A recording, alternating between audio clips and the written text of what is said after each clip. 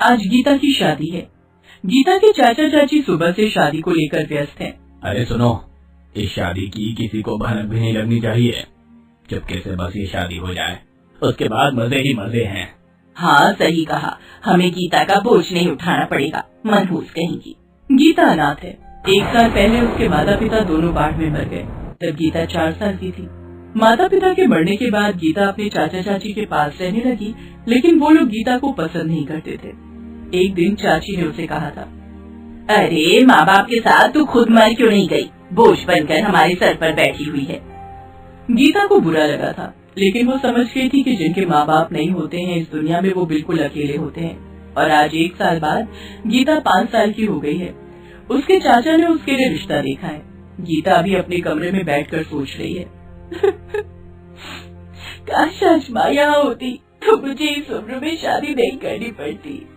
माँ कहाँ हो आप, मेरे पास आइए, मुझे इनसे बचाइए ना माँ। तभी बाहर से चाची ने उसे बुलाया, गीता बाहर आ, लड़का आ गया है। गीता बाहर आई और देखा कि एक 30 साल का लड़का वहाँ खड़ा है। उसका नाम अजय है। अजय की मानसिक स्थिति ठीक नहीं है, इसीलिए उसकी शादी नहीं हो रही थी। अजय की माँ बिमला ने इसीलिए गीता से अपने बेटे की शादी करवाने का निर्णय किया है। कुछ ही देर में अजय के साथ गीता की शादी हो जाती है और गीता ससुराल चली जाती है। वहाँ पहुँचते ही बिमला गीता से कहती है, सुन गीता, तू आज से इस घर की बहू है, इसीलिए मैं जो कहूँगी वो चुपचाप से सुन लेना। ज्यादा होशियारी करने की कोशिश की तो मार मार कर तुझे नानी याद दिला दूंगी। हाँ। गीता घबरा गई। वो अभी बस 5 साल की है। अभी उसके खेलने कूदने की उम्र है और इस उम्र में वो इस घर की बहू बन गई है। एक नई जिंदगी शुरू करने जा रही है। वो डरी हुई है। इतने में उसकी जेठानी उर्मिला ने कहा, ए गीता, जल्दी से मुंह हाथ धो और हम सबके लिए खाना बना, बहुत भूख लगी है। खाना? लेकिन दीदी, मुझे खाना बनाना नहीं आता। मतलब? माँ जी, आप किसे उठा कर ले आई हो? इसे तो खाना बनाना तक नहीं आता। अरे नौटंकी, तेरी चाची ने तो कहा था तुझे सब आता है। चाची झूठ बोलती है, मैं तो एक छोटी सी बच्ची हूँ, मुझे खाना बनाना कैसे आएगा?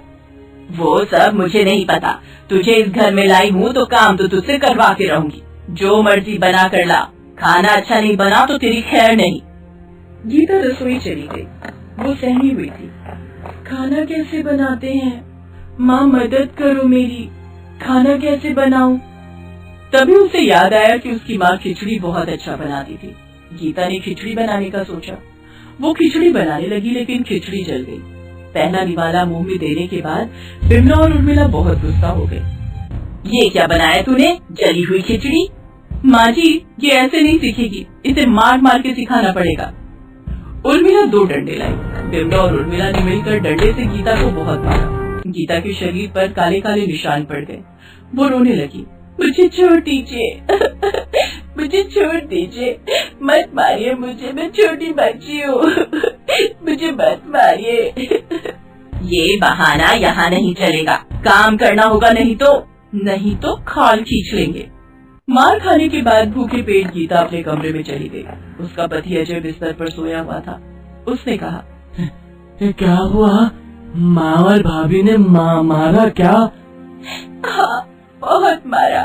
वो दोनों मुझे भी मारते हैं, मैं पागल हूँ ना, इसलिए। जैसे भी है, आप मेरे पति हैं मैं आपकी सेवा करूंगी। ये बोलकर गीता अजय का पैर दबाने लगी। अजय सो गया, लेकिन गीता सो नहीं पाई। वो अजय के फोन में खाना बनाने का तरीका देखने लगी। सोते सोते बहुत रात हो गई, लेकिन 5 बजे बिमला उसके कमरे में आ गई। अरे ये महारानी अभी भी सो रही है। ए गीता की बच्ची, उठ, ये तेरे बाप का घर नहीं है, उठ। बिमला ने गीता को उठा दिया और उससे घर के काम करवाने लगी। गीता झाड़ू पोछा करने लगी। उसके बाद बर्तन धोकर सबके लिए चाय बनाने लगी। चाय में चीनी ज्यादा हो गई, उस वजह से बिमला ने गीता को 2 थप्पड़ मारा।